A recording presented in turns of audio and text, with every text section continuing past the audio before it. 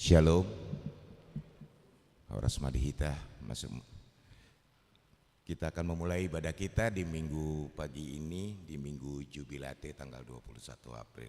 Untuk itu, mari kita satukan hati kita dan pikiran kita untuk menghadap Tuhan dan kita memasuki. Aku kekurangan yang melindungi diriku jauh dari kesusahan, Dia yang membimbing hidupku ke padang rumput yang hijau dengan kasih setianya.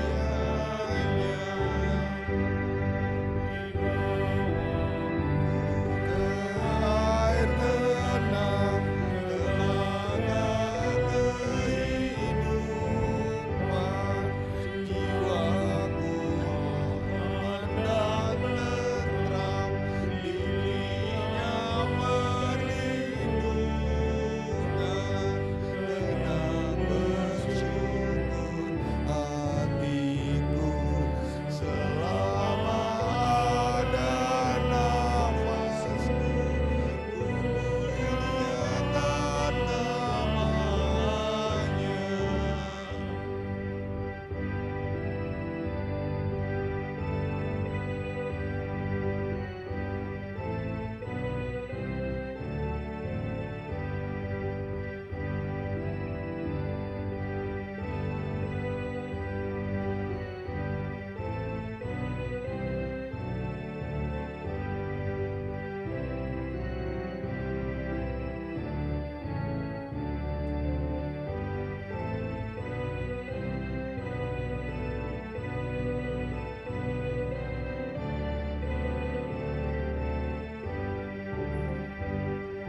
Di lembah maut sekalipun, ku tak ketakutan.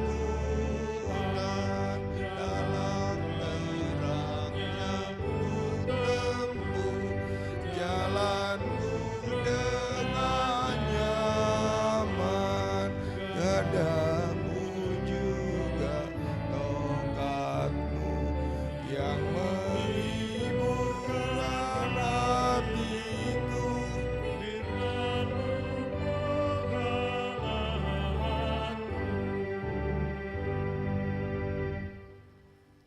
Di dalam nama Allah Bapa dan nama anaknya Tuhan Yesus Kristus dan Roh Kudus yang menciptakan langit dan bumi.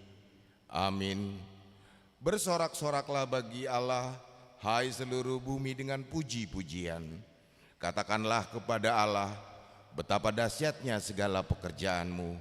Oleh sebab kekuatanmu yang besar, musuh-musuhmu tunduk menjilat kepadamu.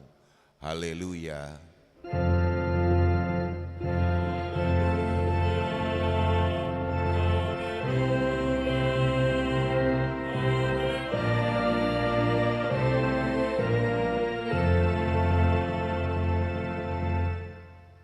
Marilah kita berdoa.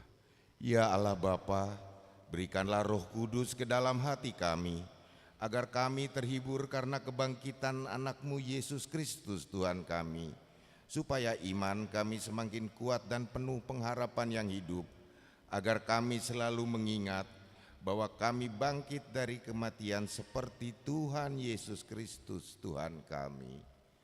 Amin. Kita bernyanyi.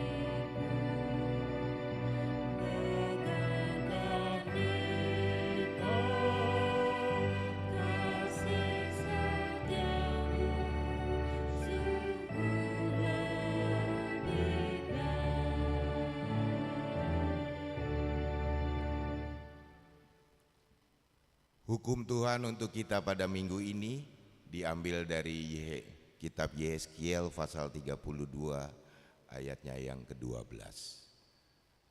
Seperti seorang gembala mencari dombanya, pada waktu domba itu tercerai dari kawanan dombanya, begitulah aku akan mencari domba-dombaku, dan aku akan menyelamatkan mereka dari segala tempat, kemana mereka diserahkan pada hari berkabut dan hari kegelapan. Demikian hukum Tuhan, marilah kita bersama-sama memohon kekuatan dari Tuhan. Ya Tuhan Allah, kuatkanlah kami untuk melakukan yang sesuai dengan hukum. Amin.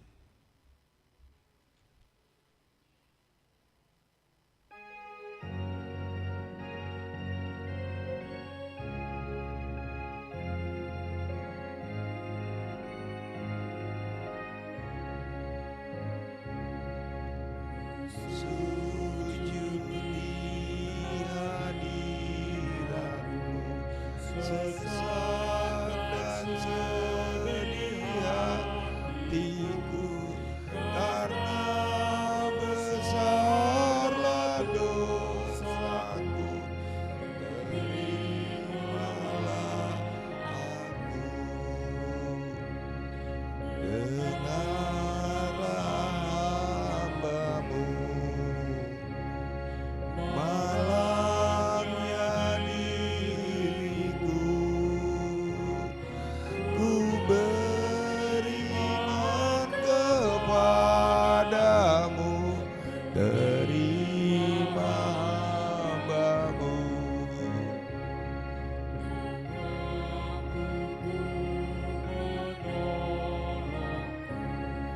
Seperti para hidupku, dan ingat firman-Mu, datanglah padaku.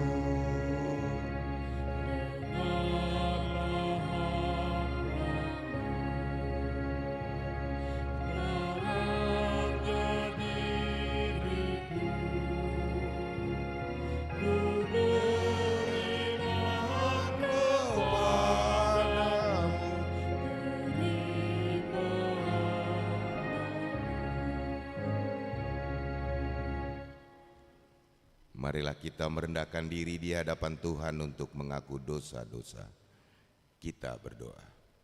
Ya Allah Bapa kami yang di surga, Engkau mengampuni dosa kami orang yang hina dan tercela di dalam anak kesayangan-Mu. Kasihanilah kami orang yang berduka cita yang berdosa ini. Nyatakanlah di dalam hati dan jiwa kami ini akan keampunan segala dosa dan kesalahan kami itu. Karuniakanlah Roh Kudus bagi kami untuk memberi kekuatan, keteguhan, dan ketetapan hati, supaya iman kami tidak tergoyahkan. Bimbing dan ajarlah kami, ya Tuhan, agar kami benar-benar dan sungguh-sungguh menyerahkan diri, hati dan jiwa kami kepadamu saja, sebagai korban yang hidup dan kudus, oleh karena anak-Mu Yesus Kristus Tuhan kami. Amin.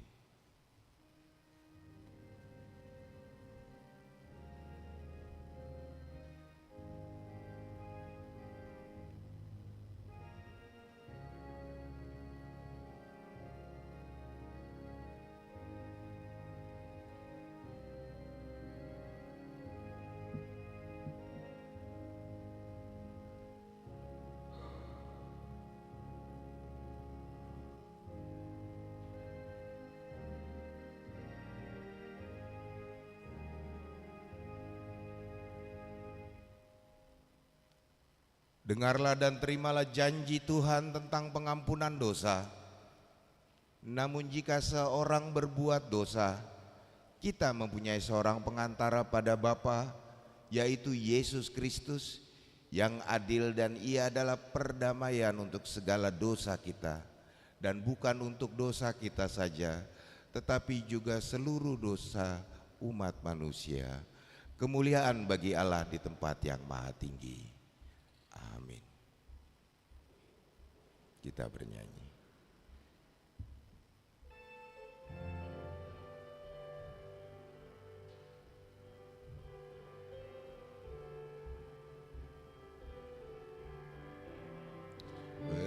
sukacita hatiku, Yesus menebus dosaku. Hai dengarlah saudaraku, itulah sukacitaku. Indahlah saatnya berjumpa dengan Tuhanku. Roh Tuhan mengajariku berbahagia bersyukur. Indahlah saatnya berjumpa dengan Tuhanku.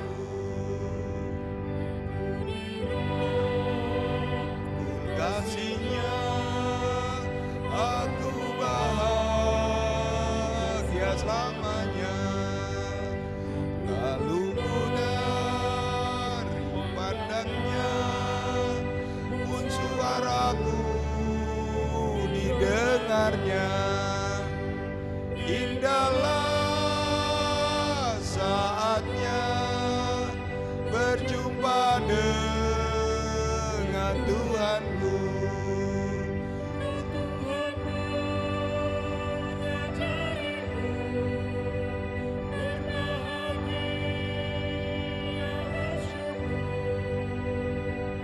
Indahlah saatnya berjumpa dengan Tuhanku.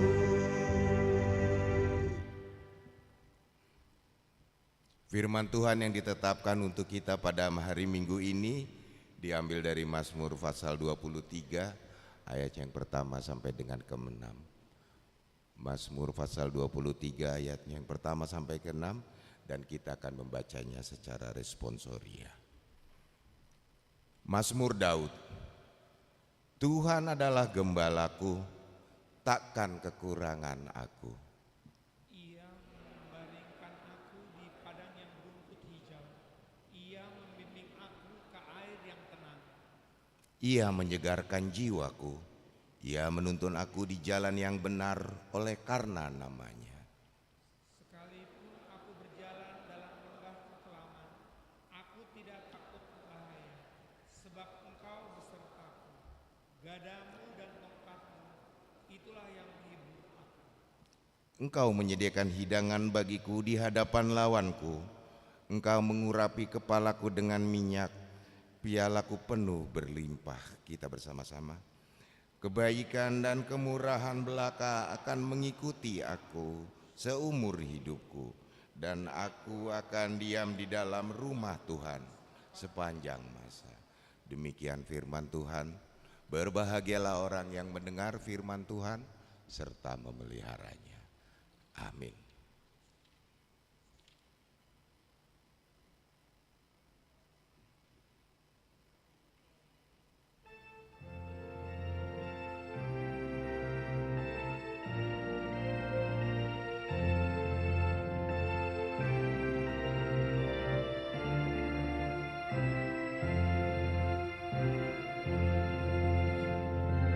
Tuhan,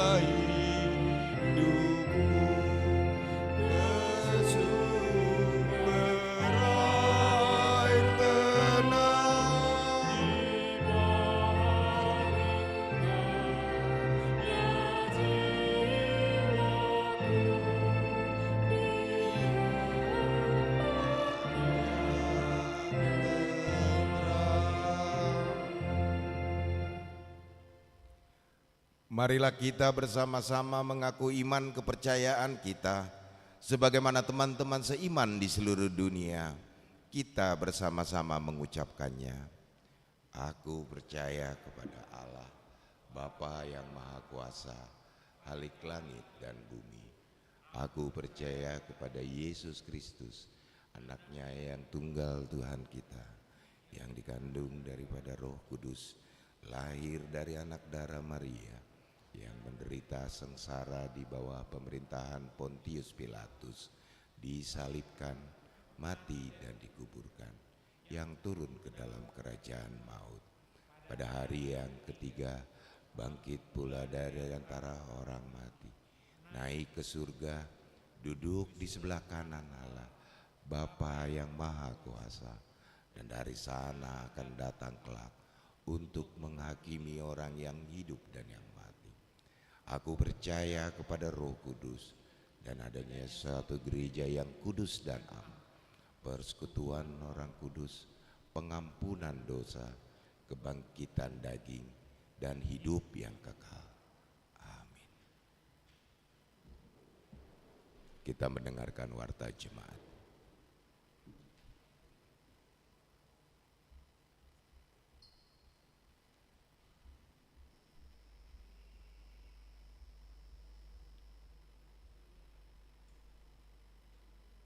Warta Jemaat Minggu 21 April 2024.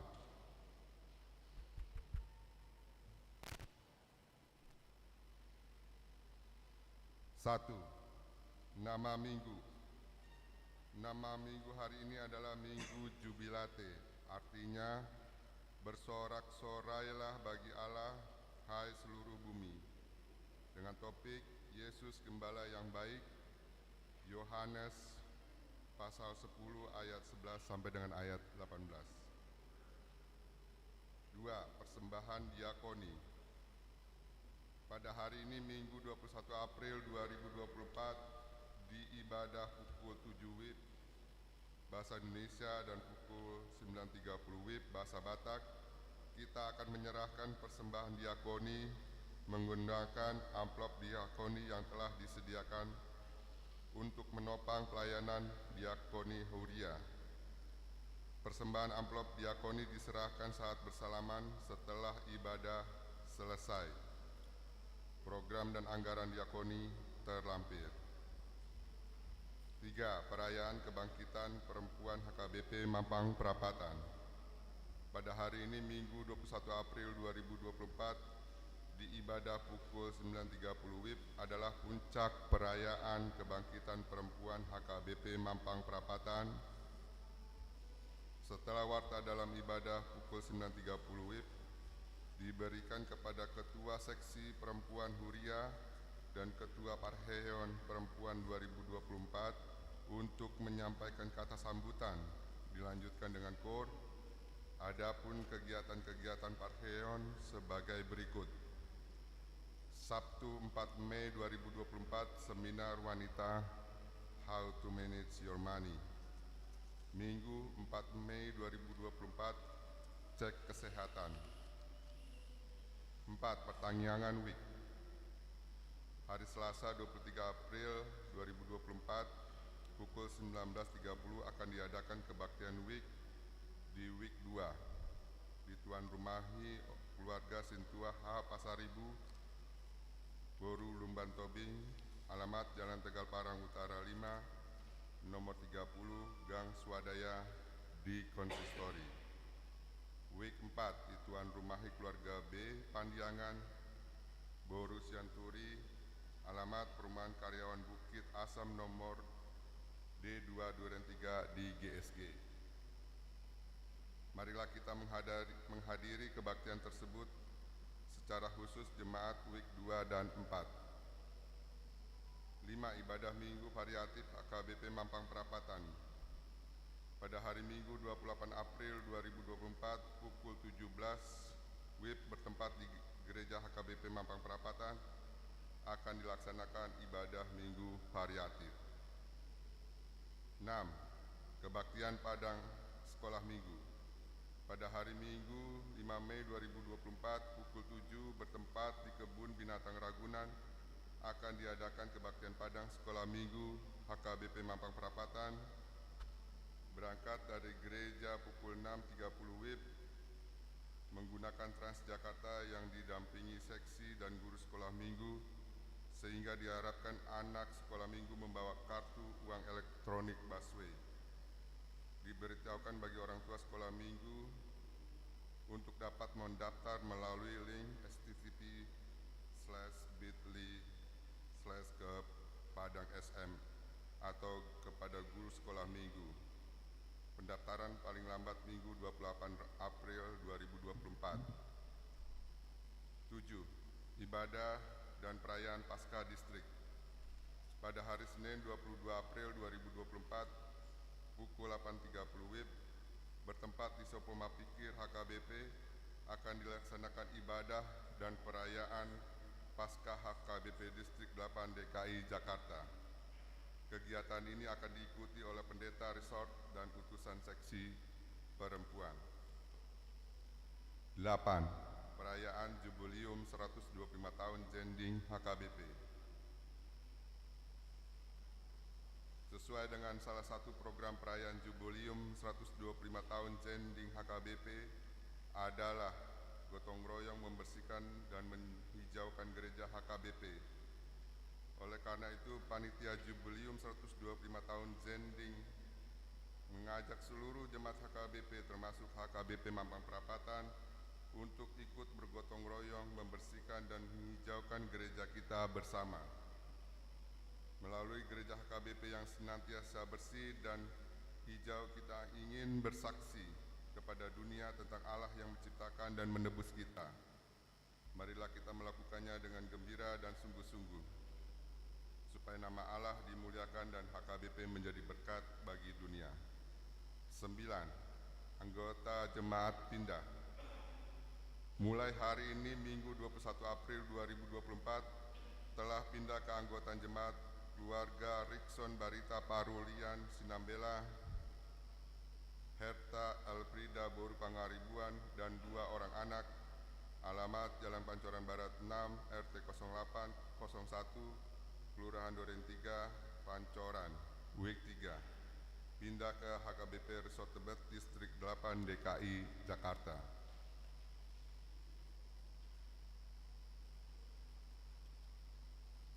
10. Warga jemaat sakit. Marilah kita bawa dalam doa warga jemaat sakit.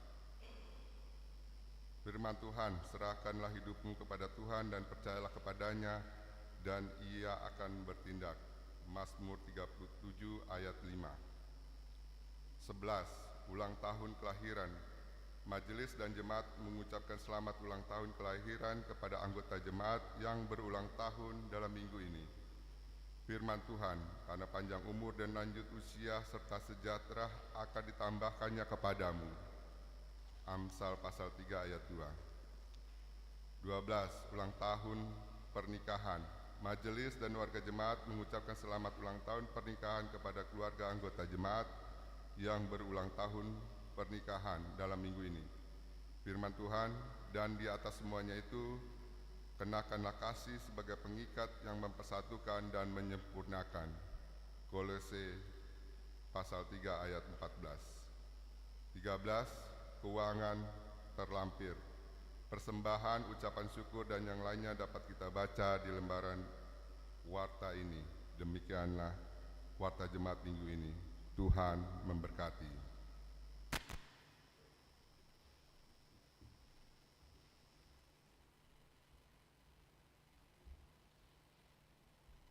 Sementara kita mengumpulkan persembahan, kita angkat pujian kita dengan bernyanyi dari buku nyanyian HKBP nomor 502 ayat 1 dan seterusnya.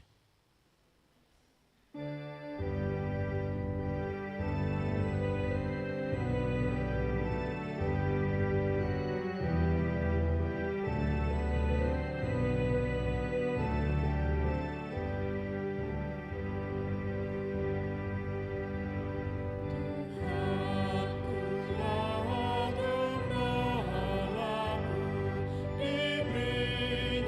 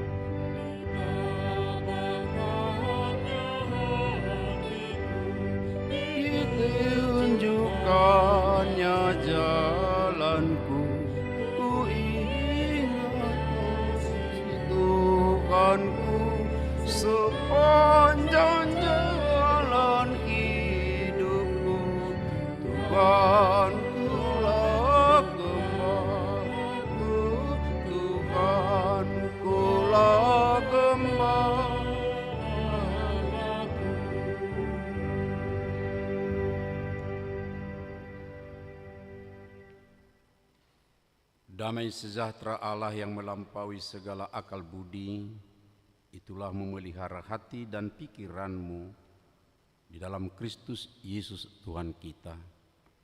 Amin. Horas, shalom. Kalau jumlah sedikit, suara harus ditambah volumenya supaya sorak-sorainya terdengar, karena kita adalah di minggu jubilate. Bersorak-sorailah bagi Allah, hai seluruh bumi. Horas. Bapak Ibu Saudara, firman Tuhan untuk kita pada minggu hari ini sebagaimana tertulis dalam Yohanes pasal 10 di ayat 11 sampai dengan ayat 18 dengan topik Yesus adalah gembala yang baik. Saya akan baca dalam terjemahan baru edisi kedua. Akulah gembala yang baik.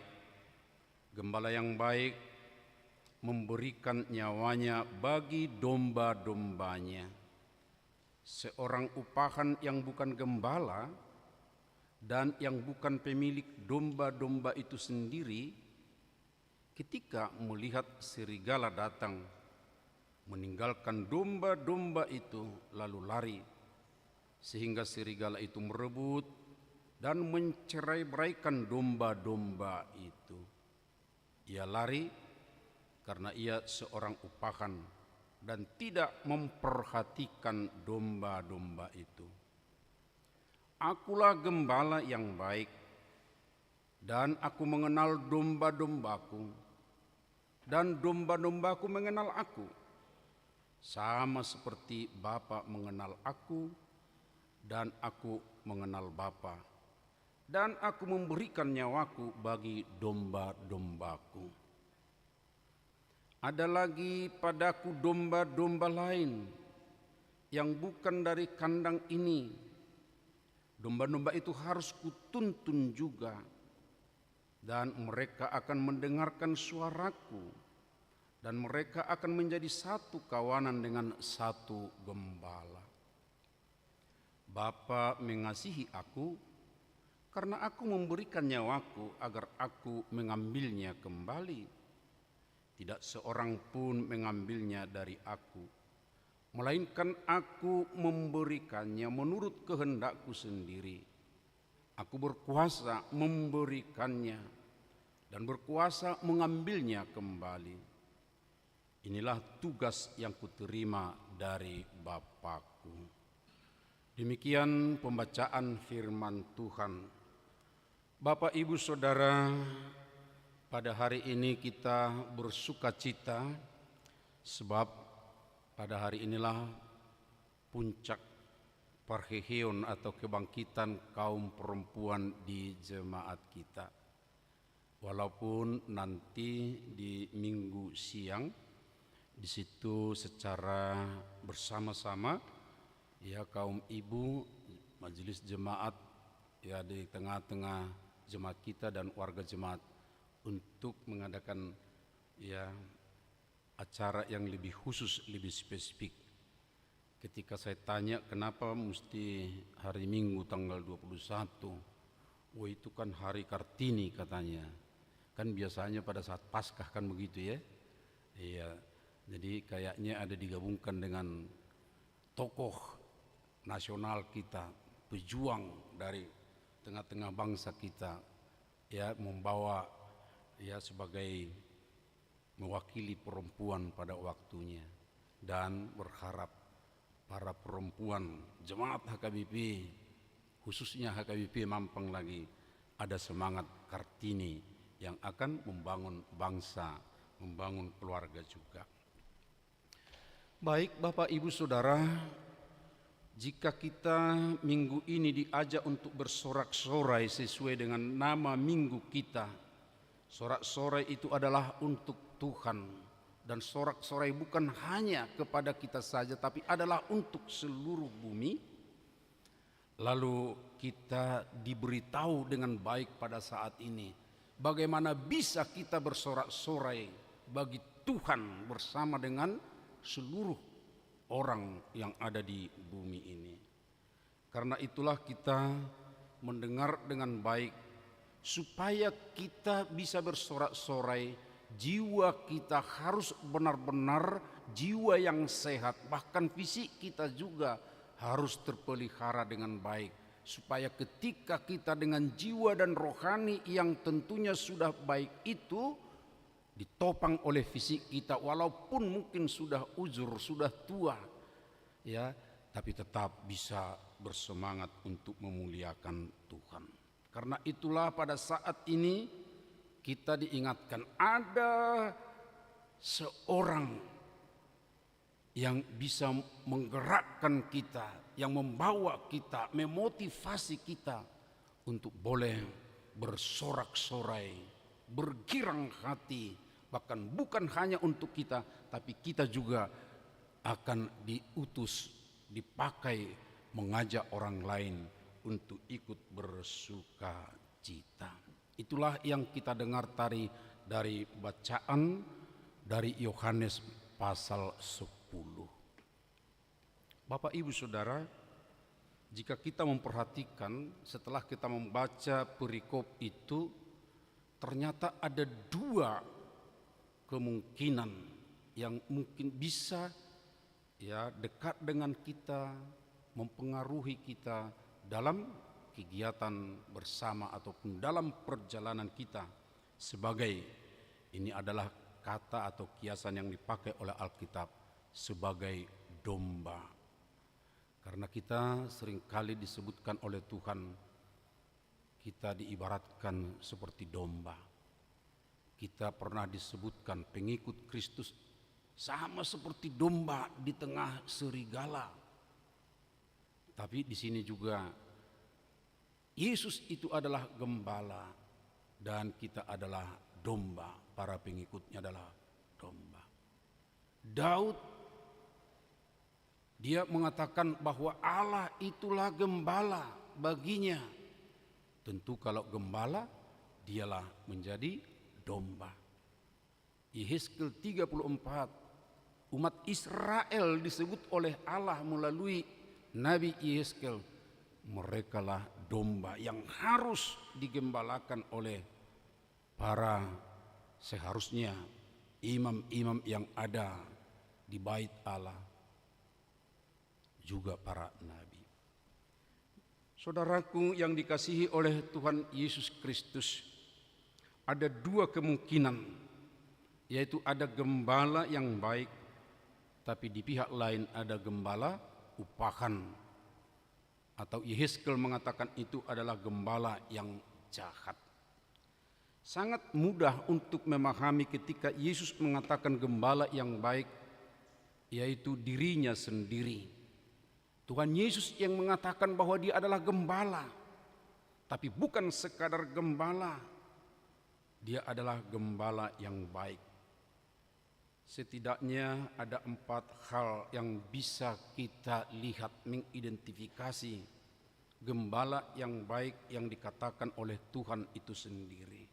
Pertama, gembala yang baik itu mau memberikan nyawanya bagi domba-dombanya. Gembala yang baik mau untuk berkorban, walaupun mungkin dia akan kehilangan berbagai hal yang berkaitan dengan yang seharusnya baginya. Katakanlah misalnya soal waktu, setiap orang membutuhkan waktu istirahat, tapi demi dombanya dia harus berkorban, tidak memakai semua waktu istirahatnya hanya untuk memperhatikan, hanya untuk melihat, hanya untuk mendampingi dan mengarahkan domba-dombanya. Ada pengorbanan, bahkan kalau Tuhan Yesus, dan memang itu sudah kita terima Bapak Ibu Saudara, dia sampai mengorbankan nyawanya. Dan dalam kehidupan sehari-hari pun kalau kita memperhatikan gembala yang baik memelihara ternaknya, acap kali terjadi seperti itu. Gembala yang baik ia memberikan dirinya bahkan sampai berkorban dengan nyawanya. tahun-tahun 80-an barangkali awal, di kebun binatang Pematang Siantar, seorang yang biasa memelihara, mengawasi harimau di kandangnya, tapi tiba-tiba dia diterkam oleh harimau itu sendiri, nyawanya berkorban sampai mati. Gembala yang lain juga sering kita dengar, hanya untuk mengambil dombanya yang terjatuh masuk jurang, nyawa dari gembala itu juga bisa sampai berkorban. Bapak Ibu Saudara, itu adalah soal pengorbanan dari seorang gembala yang baik.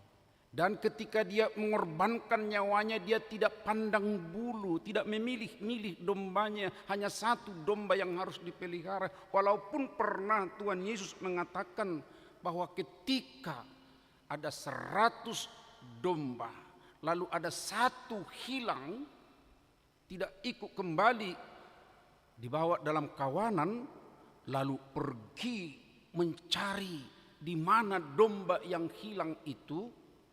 Kemudian ditemukan, setelah ditemukan digendongnya sedemikian rupa. Dan ada sukacita katanya. Itu bukan mengistimewakan satu domba, tetapi itu justru mau memberitahukan ketika ada sesuatu tantangan yang berat atau ada yang menyesatkan domba itu, termasuk dengan kita tentu, perhatian Tuhan sungguh sangat serius. Dia mau datang mencari sampai ditemukan. Jadi karena ketersesatannya itu sehingga ada suatu upaya sedemikian rupa. Bukan mengabaikan yang 99 ekor lagi. Yang 99 tetap terpelihara di tempat ini. Lalu dicari sampai ketemu yang satu lagi. Kemudian disatukan dengan yang tinggal tadi. Perhatian gembala yang baik. Yang kedua, dikatakan dari nas yang kita baca tadi, bahwa gembala yang baik dia mengenal dombanya, sebaliknya dombanya juga mengenal dia. Bapak Ibu Saudara, karena kita ini masih sering akrab dengan ternak, itu bisa kita perhatikan. Bukan hanya domba, bukan hanya kambing, tapi entah ternak apapun. Kalau kita sudah biasa dekat dengan ternak kita itu, suara kita, gerak kita bisa diperhatikannya, dan ketika kita datang dia akan mendekat dengan kita. Ya, dan kita juga seperti itu.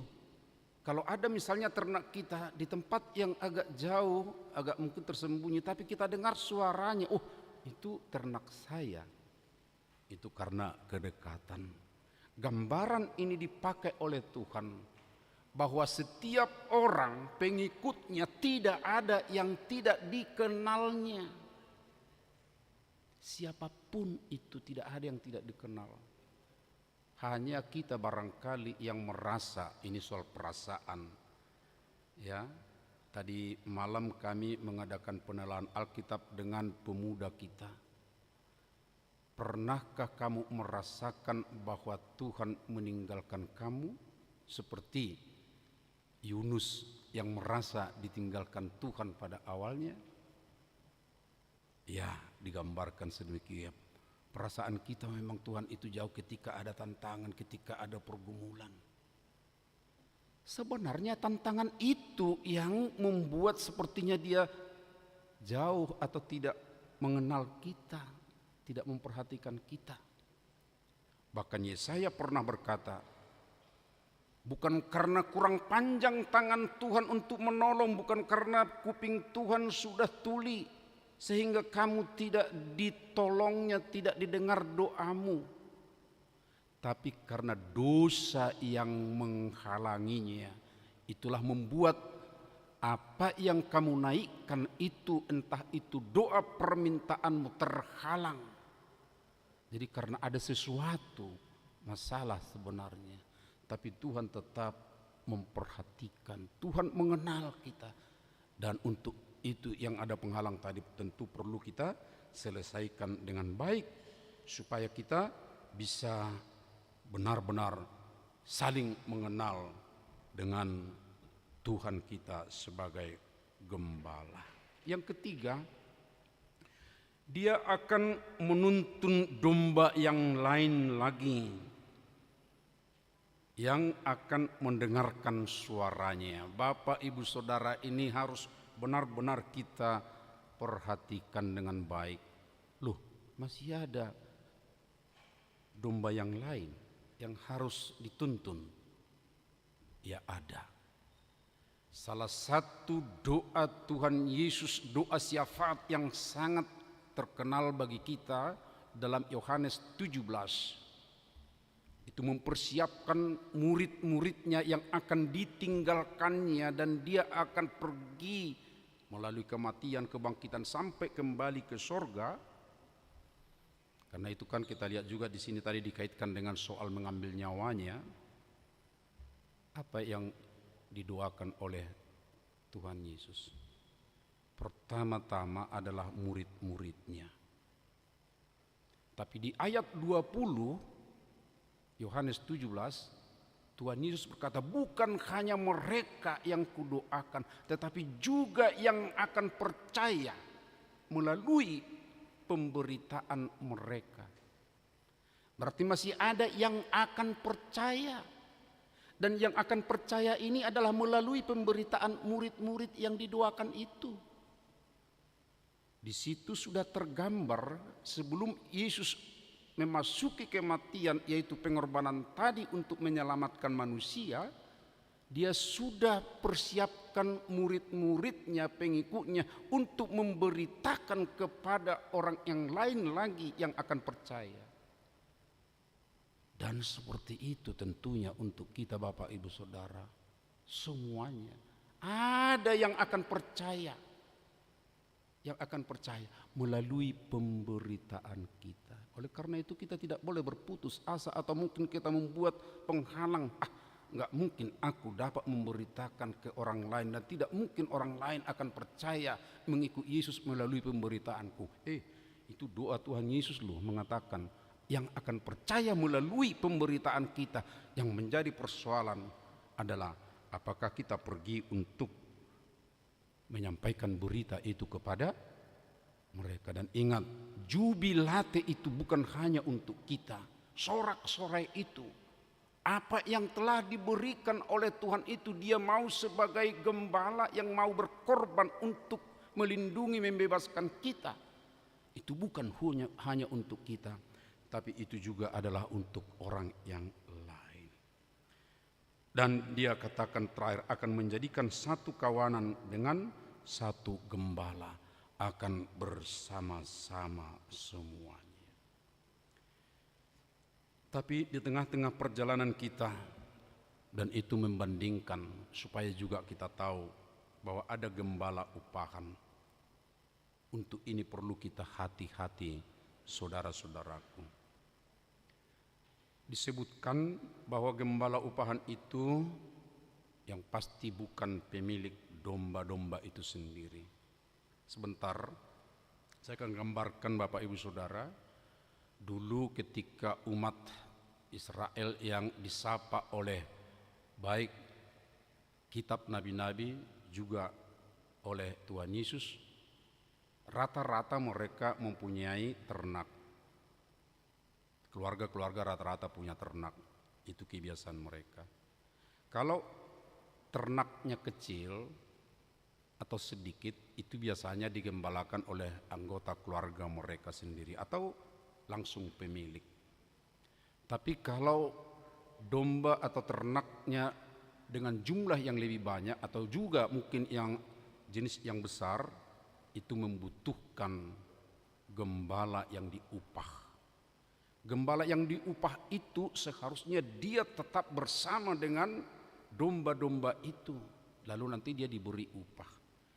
Tapi digambarkan di sini, karena dia bukan pemiliknya, maka ketika dia melihat tantangan ada serigala, dan tantangan ini tentu bukan hanya tantangan binatang buas, bukan hanya serigala, tapi segala sesuatu yang mungkin untuk mengambil atau memangsa atau menghancurkan domba itu bagian daripada serigala itu. Ketika itu datang, maka gembala upahan itu akan lari meninggalkan kawanan domba, lalu tercerai-berai domba tersebut. Kemudian pemangsa itu dengan bebas memangsa domba. Dia tidak memperhatikan domba-domba. Bahkan dalam Yehezkel 34 disebutkan gembala yang jahat ini atau gembala upahan itu, dia tidak benar menggembalakan domba. Mereka hanya menggembalakan dirinya sendiri. Kita perhatikan, ini bukan permainan kata-kata dari Yehezkel. Seharusnya mereka menggembalakan domba, tapi justru mereka menggembalakan dirinya sendiri. Kenapa disebutkan jadi menggembalakan dirinya sendiri? Ada alasannya menurut Yehezkel 34. Apa itu? Mereka menikmati susunya, bulunya diolah menjadi pakaian, yang gemuk disembelih, tidak digembalakan, yang lemah tidak dikuatkan, yang sakit tidak diobati, yang luka tidak dibalut, yang tersesat atau hilang tidak dicari dan dibawa pulang, melainkan diinjak-injak dengan kekerasan dan kekejaman. Itu gambaran dari gembala upahan atau gembala yang jahat. Akhirnya bagaimana dombanya? Berserak, tersesat di gunung dan bukit yang tinggi. Coba kalau kita lihat domba-domba justru naik di pegunungan sana. Sebenarnya dia mau mencari perlindungan, itu tentu semakin ke atas kan begitu ya. Tapi kalau domba-domba naik ke gunung, naik ke bukit-bukit yang tinggi, dia tidak terurus makanannya, tapi dia harus lagi capek sedemikian rupa. Tentunya itu akan membuat dia lebih cepat lagi lemas, bahkan akan mati. Dia atau domba-domba yang dibiarkan itu menjadi makanan serigala atau binatang buas. Bapak, Ibu, Saudaraku, kalau ini dibuat oleh Tuhan Yesus sepertinya berdekatan dengan gembala yang baik kan gitu. Ingat loh, kira-kira seperti itu amang inang sekarang. Aku gembala yang baik, tapi di saat yang bersamaan bisa ada gembala yang jahat, gembala upahan. Oleh karena itu kita perlu hati-hati. Khotbah saja sekarang ini kalau tampil sebagai pengkhotbah, perhatikan amang inang. Jangan terus dinina bobokkan oleh orang tertentu, sebab bisa saja dengan penina bobokan itu mau mengambil, mengeksploitasi dari kita untuk dirinya, untuk menggembalakan dirinya sendiri. Zaman kita di zaman modern dengan teknologi yang sangat canggih sekarang ini, bisa saja kita tidak bertemu wajah, lalu kita tidak kenal dengan baik lagi perilakunya, kita tidak begitu tahu latar belakangnya, pertumbuhan imannya dulu, lalu dia tampil sebagai pengkhotbah, mengaku sebagai gembala, mengaku dia mau menolong secara rohani, tapi pada akhirnya mengeksploitasi kita, mengeksploitasi domba-dombanya sedemikian rupa. Dia kelihatan menjadi semakin hebat, tetapi yang digembalakannya kucar-kacir, menderita, lemas, terinjak-injak, kehabisan potensi yang ada pada dirinya. Karena itulah kita harus benar-benar hati-hati. Karena itulah di tengah-tengah perjalanan kita ini Tuhan mengatakan, akulah gembala yang baik. Ada kasih yang berkorban, ada perhatian yang membuat kita berharga, ada pencarian, mencari di mana supaya tidak tersesat, ada pendampingan, penyertaan, menjadi teman seperjalanan. Jika istilah kita sekarang ini ada healing, dan ini dibutuhkan oleh banyak orang sekarang, ada healing dari Tuhan kita. Tampaknya memang di tengah-tengah kehidupan kita sekarang ini ada orang yang merasa terabaikan, sakit, dan tersakiti. Ada orang yang sendirian, tanda petik, sebab dia berada sebenarnya di tengah keramaian. Mereka sangat butuh gembala yang baik itu. Perhatikanlah pengorbanan gembala yang baik. Tapi ingat, ketika dia telah mengorbankan apa yang ada pada dirinya, itu akan menjadi sorak-sorai bagi dombanya. Pengalaman seperti itulah yang digambarkan oleh Daud dalam epistel yang telah kita baca dan juga dengar tadi. Daud, dia bukan hanya digembalakan oleh Allah, tapi dia juga pernah menjadi gembala yang serius, yang sungguh-sungguh. Ketika seorang nabi datang ke rumah orang tua Daud, mau mengurapi raja untuk mengganti Saul, awalnya nabi melihat abang atau saudara-saudara tertua dari Daud inilah yang akan menjadi raja, sehingga mau diurapi. Tetapi Tuhan mengatakan bukan yang dilihat oleh manusia yang dilihat oleh Allah. Manusia melihat rupa, tapi Allah melihat hati. Masih ada yang lain. Lalu ditanya oleh Nabi, masih adakah anakmu? Katanya kepada Isai, ada. Bayangkan, di mana? Di tempat penggembalaan, anak yang bungsu. Seorang yang bungsu, dan tampaknya kalau dari perawakan dia yang paling pendek dari semua saudaranya, dan wajahnya juga jika dibanding dengan abangnya rupawan, parasnya katanya cakep, tapi kayaknya Daud tidak memang. Tapi sebagai anak bungsu, sebagai berperawakan yang lebih pendek dari abang-abangnya, tapi dia penuh pengorbanan, dia berada bersama dengan dombanya pada waktu itu. Tapi ingat, ketika dia bersama dengan dombanya, pengorbanannya sedemikian rupa, sepertinya dia tidak punya harga diri lagi dibanding dengan abang-abangnya misalnya, atau yang lain, sepertinya tidak ada kesempatan untuk mengekspresikan siapa dirinya kepada orang banyak, tapi justru Tuhan mengangkatnya menjadi seorang raja.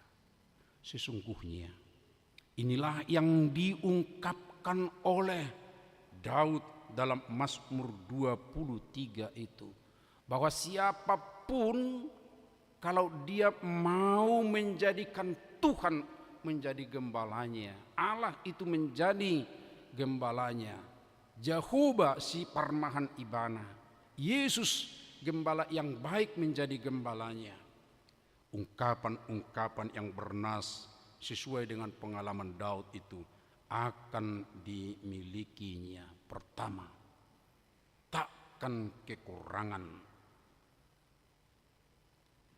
karena akan dibaringkan di rumput hijau dan mandi serta minum air jernih dan tenang. Ya, ini tentu simbol-simbol yang dikatakan oleh Daud di sini bukan berarti jadi ke rumput terus dan rumput hijau terus, kemudian di air tenang terus, bukan itu maksudnya. Tapi ini menggambarkan bahwa dengan kebersamaanku, dengan dekatnya aku kepada Tuhan, perasaan seperti itu, kenikmatan seperti itu akan kurasakan.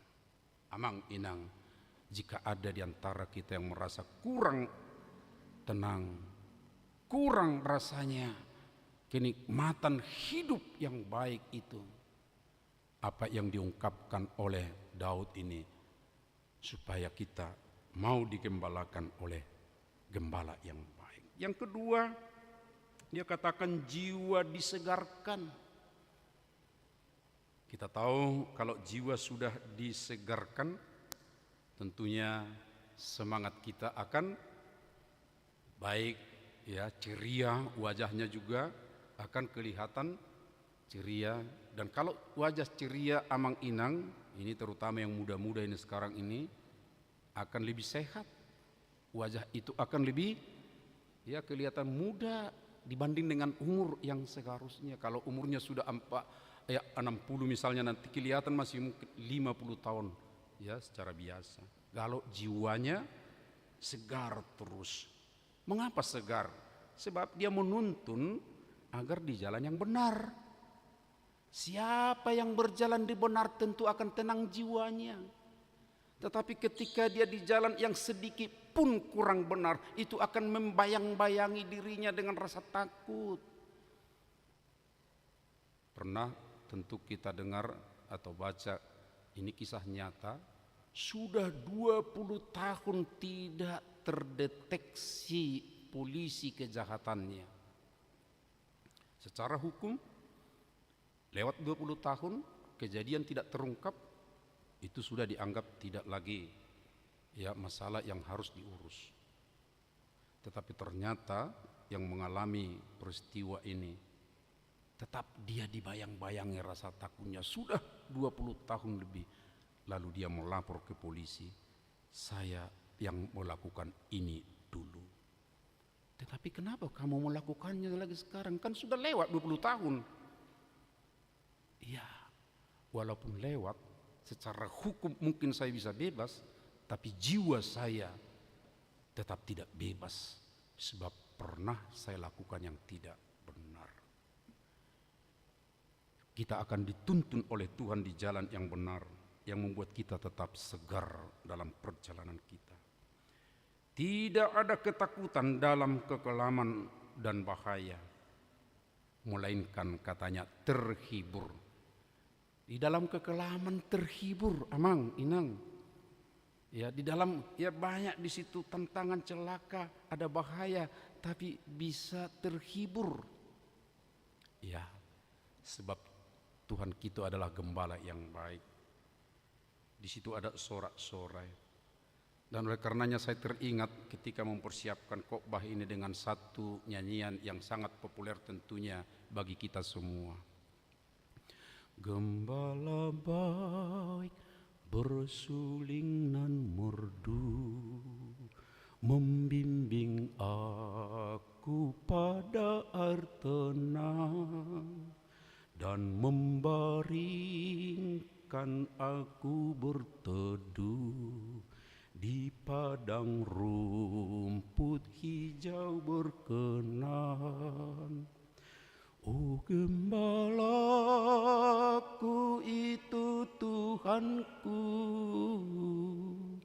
membuat aku tentram hening, mengalir dalam sungai kasihku, kuasa damai cerlang bening. Ya, ada diberi kamu permahan namang, biasanya bawa suling itu, ya. Gembala orang Batak biasanya pakai suling. Dan ada satu buku yang pernah ditulis oleh mantan Epurus kita atau Epurus Emeritus Dr. Darwin Lumban Tobing. Ya, memang judul bukunya membatalkan doa judulnya. Tapi gambar dari buku itu adalah gembala yang sedang menaiki kerbau, tapi ada suling dia pakai sedemikian rupa. Nah, suatu ketika nanti akan saya jelaskan kenapa ya dikatakan membatalkan doa. Tapi yang digambarkan di situ adalah gembala sedemikian rupa dengan sulingnya. Dan suling itu memang, kalau suling di orang Batak itu di Timur Tengah, terutama untuk orang Israel, mereka pakai trompet. Trompet itu sangat menyenangkan ya bagi domba. Tapi trompet itu akan membuat binatang buas menjauh. Makanya trompet yang mereka pakai. Trompetnya kan bukan trompet besi seperti atau yang kita kenal sekarang ini kan. Bukan seperti itu. Trompetnya kan itu kan dari tanduk domba juga kan gitu ya. Dipakai sedemikian rupa. Nah, tapi saya mau katakan Bapak Ibu Saudara, gembala yang baik itu dengan serulingnya, gembala yang baik itu dengan trompetnya, gembala baik itu yang berhadapan menuntun umatnya yang berada dalam kekelaman ataupun tantangan-tantangan tadi, dia akan berseruling sedemikian rupa, lalu itu akan menghibur, sebab binatang buas akan menjauh juga. Tapi untuk domba akan menyenangkan. Tentu sudah pernah saya ceritakan juga pengalaman kami sebagai pendeta tinggal di tengah-tengah saudara-saudara kita yang beragama lain. Ada beberapa pengalaman-pengalaman. Pertama, bernyanyi di rumah, sebenarnya latihan kor, karena ada latihan kor seksi wake waktu itu untuk diperlombakan di jemaat. Tapi karena ada beberapa kali menyanyi di rumah, waktu ketika saya pulang dari gereja, saya bawa mobil sedemikian rupa, lalu saya di stop, udah dekat dengan rumah. Pak, stop dulu. Ada apa? Itu di rumah kok nyanyi-nyanyi, mau dibawa gereja ya? Oh bukan. Ya tapi itu jadi nyanyi-nyanyi terus. Ya ada kegiatan kami dari satu daerah ini tuh menyanyi karena itu mau diperlombakan. Ya tapi nggak boleh nyanyi-nyanyi Pak. Nggak boleh nyanyi, iya. Kenapa rupanya? Anak-anak kami nanti terpengaruh dengan nyanyian-nyanyian Bapak. Jadi hanya terganggu dengan ini dan terpengaruh nanti anak-anak mereka. Berarti ada kuasa Bapak Ibu dari nyanyian itu yang ditakuti oleh orang lain. Oleh karena itulah orang-orang tua kita juga acap kali kalau dia berjalan sendiri atau melewati sesuatu jalan yang agak sepi, bahkan ketika menaiki bis dulu ya di awal-awal kekristenan kita, mereka bersenandung, senandung rohani. Lalu ketika mereka bersenandung dengan senandung rohani, mereka akan dikuatkan, mereka berjalan dengan penuh kegairahan hidup. Saudaraku, nyanyian apa yang kita nyanyikan? Seruling apa yang kita dengar ketika kita dalam perjalanan di hidup kita, baik dalam kehidupan dalam arti nyata, tapi juga dalam kehidupan rohani. Lagu-lagu mana yang mencekoki pikiran kita, mencekoki jiwa kita sekarang?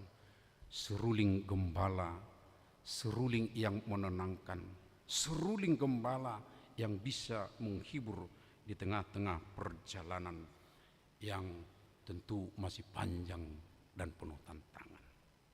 Bapak Ibu Saudaraku, ada dua hal yang penting sekarang ini. Pertama, mari mau digembalakan oleh Tuhan kita. Jangan salah pilih gembala. Kegembalaan dari Allah harus kita ingat historinya. Di perjanjian lama itu adalah imam, nabi dan raja perjanjian lama. Di perjanjian baru kita tahu itu ada dalam Yesus. Tapi dalam perjalanan gereja itu adalah gereja, itulah gembala. Inilah wujud kegembalaan Tuhan. Gereja itulah wujud kegembalaannya. Oleh karena itu sangat indah kalau kita ingat apa yang pernah dikatakan oleh Pemazmur 84 ayat 11 saya baca. Sebab lebih baik satu hari di pelataranmu daripada 1000 hari di tempat lain. Lebih baik berdiri di ambang pintu rumah Allahku. Dia di ambang pintu saja katanya sudah ini. Daripada berdiam di kemah-kemah orang fasik.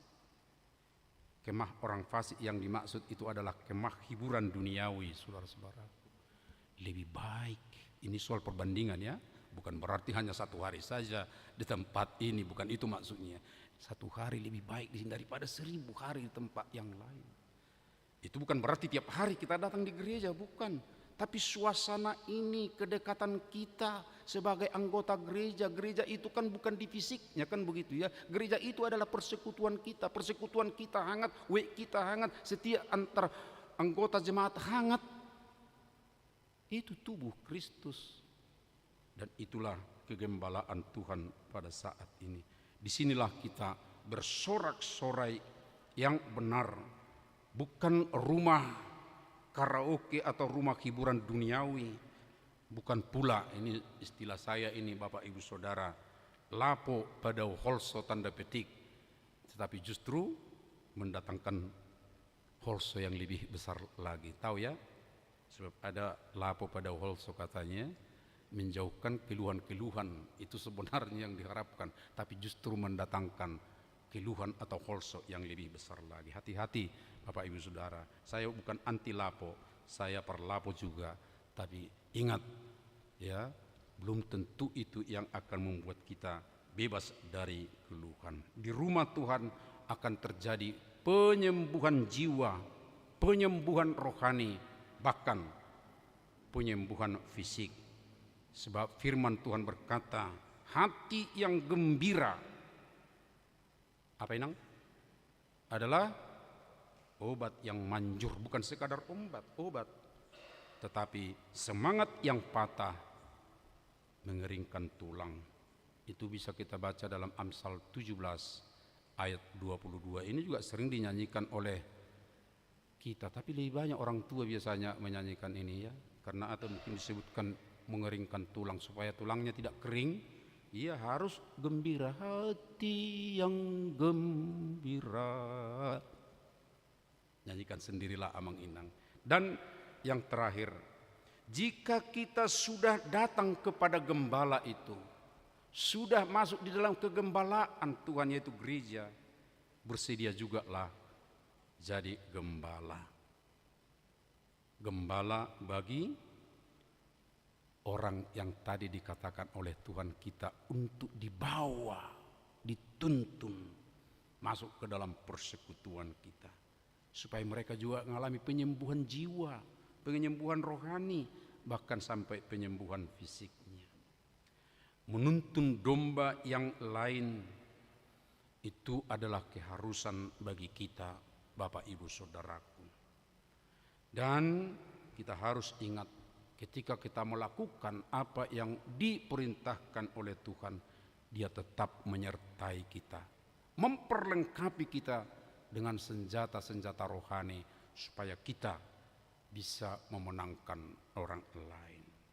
Tugas kita bersama tahun ini kita diingatkan adalah oikumene inklusif. Memasuki atau diam berada bersama dengan orang-orang lain. Inklusif itu kita yang masuk, eksklusif itu kita keluar. Ya, inklusif kita memasuki, ya, inklusifnya, dunianya. Nah, karena itu kita bukan berpangku tangan, datangnya itu nanti bukan, tapi kita oikumene kan diam bersama kan gitu ya, menempati tempat yang sama, oikos menei, menempati rumah yang sama. Tapi kita memasuki, harus ada dari kita gerak untuk maju. Setidaknya Bapak Ibu Saudara kita menjadi gembala untuk orang yang dekat dengan kita.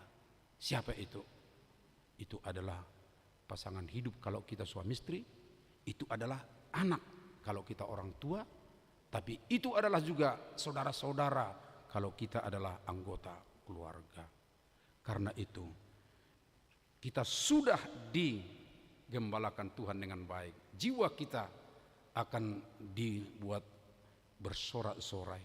Tapi bukan hanya kita juga harus bergerak membawa sorak-sorai kepada orang-orang di sekitar kita. Amin. Kita berdoa.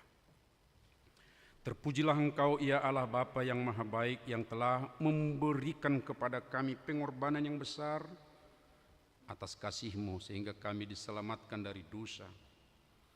Kami ini adalah umat gembala-Mu.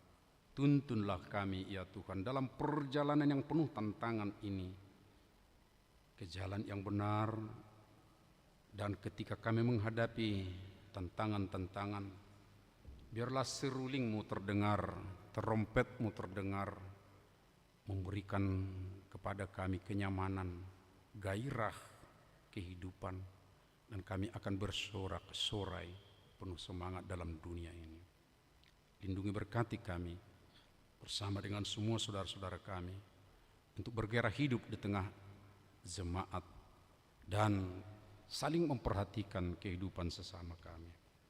Tuhan, kami juga mau berdoa untuk aktivitas seminggu ke depan, baik di rumah ataupun dalam pekerjaan sehari-hari rutin kami. Biar Engkau melihara berkati kami Tuhan, melakukan yang terbaik. Kami juga berdoa untuk semua kegiatan di tengah jemaat-Mu yang akan dituan rumahi, baik di UEK, berkati, lindungi tuan rumah yang akan mempersiapkan tempat dalam persekutuan secara UEK. Demikian juga semua kategorial dalam kegiatan mereka, baik untuk penelahan firman-Mu, juga untuk latihan-latihan paduan suara, ataupun kebersamaan sedalam persekutuan.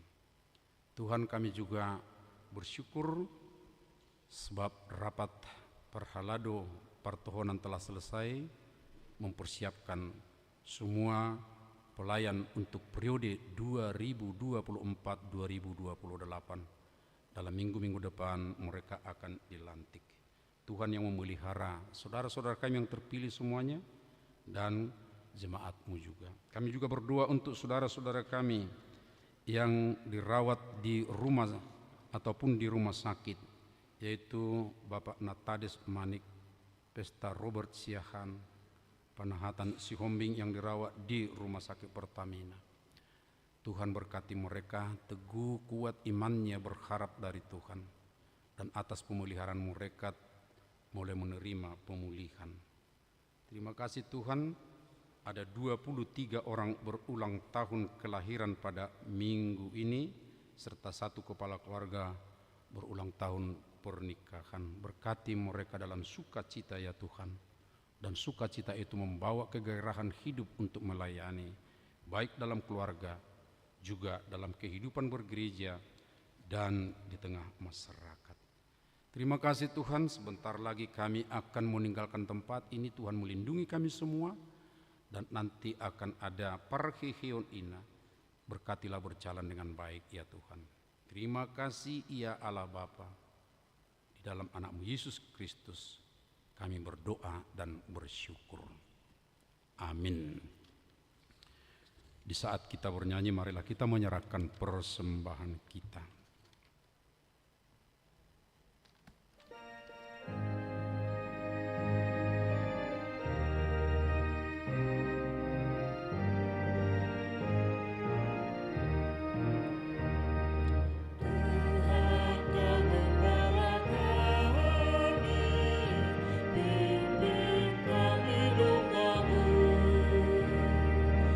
Berilah kami hati damai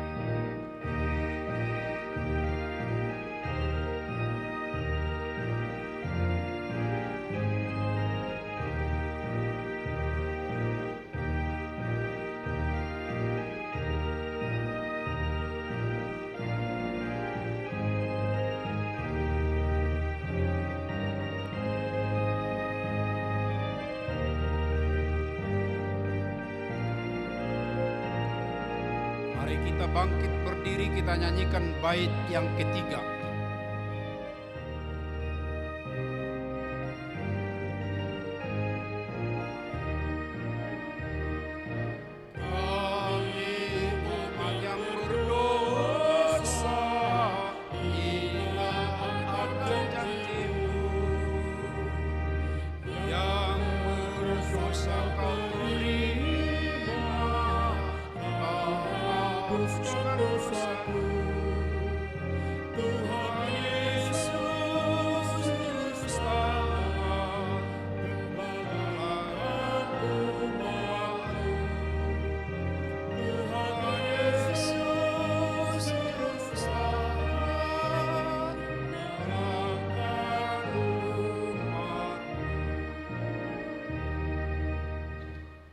Kita berdoa untuk menyerahkan persembahan kita kepada Tuhan.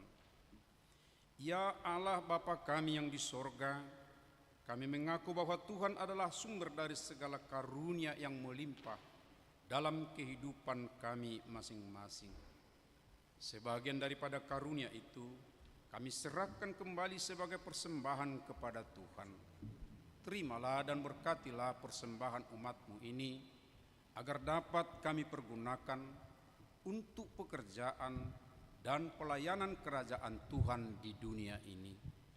Bukalah hati kami untuk mengenal betapa banyak berkat dan karunia yang kami peroleh dari Tuhan, supaya kami senantiasa bersyukur kepadamu. Di dalam nama Yesus Kristus Tuhan kami. Amin.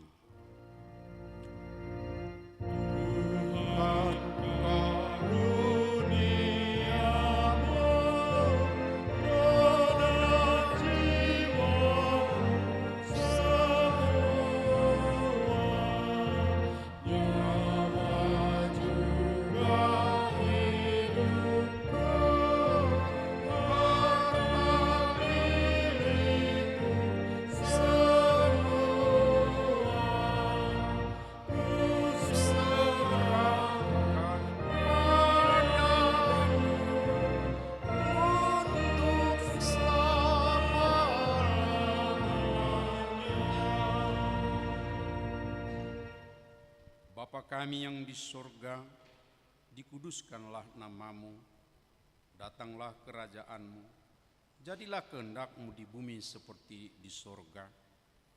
Berikanlah kami pada hari ini makanan kami yang secukupnya, dan ampunilah kami akan kesalahan kami, seperti kami juga telah mengampuni orang yang bersalah kepada kami. Dan janganlah membawa kami ke dalam pencobaan, tetapi lepaskanlah kami daripada yang jahat.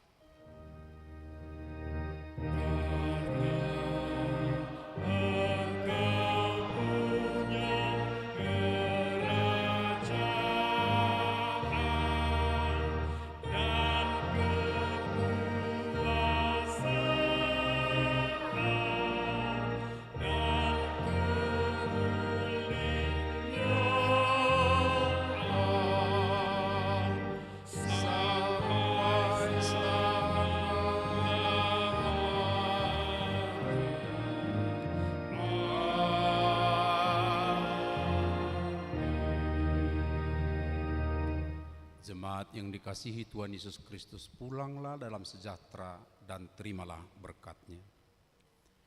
Tuhan memberkati engkau dan melindungi engkau. Tuhan menyinari engkau dengan wajah-Nya dan memberi engkau kasih karunia. Tuhan menghadapkan wajah-Nya kepadamu dan memberi engkau damai sejahtera.